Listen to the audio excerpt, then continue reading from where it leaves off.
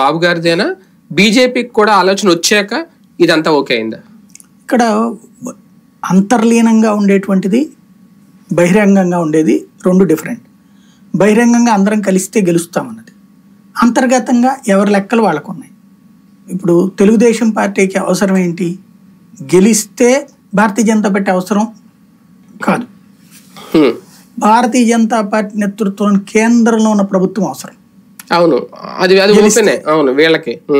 అదే సందర్భంలో ఓడితే జగన్ నుంచి కాపాడుకోవడానికి బీజేపీ రక్షణ అవసరం, కేంద్ర ప్రభుత్వ రక్షణ అవసరం. ఇది చంద్రబాబు గారికి. అదే సందర్భంలో పవన్ కళ్యాణ్కి తన పార్టీని కాపాడుకోవాలంటే తను అసెంబ్లీలోకి అడుగు పెట్టడం అవసరం. దానికోసం సొంతగా గెలవలేము కాబట్టి తెలుగుదేశం అండ అవసరం. అదే సందర్భంలో భారతీయ జనతా పార్టీకి సచ్చినోడి పెళ్లికి వచ్చిందే కట్నం. ఏమి సున్నాతో ఉన్నప్పుడు వస్తే 6 ఎంపీ సీట్లు 10 ఎమ్మెల్యే ఇస్తున్నారు, వాళ్ళ అవసరం కోసం ఇస్తున్నారు. ఎన్ని వచ్చినా బోనస్సే కదా.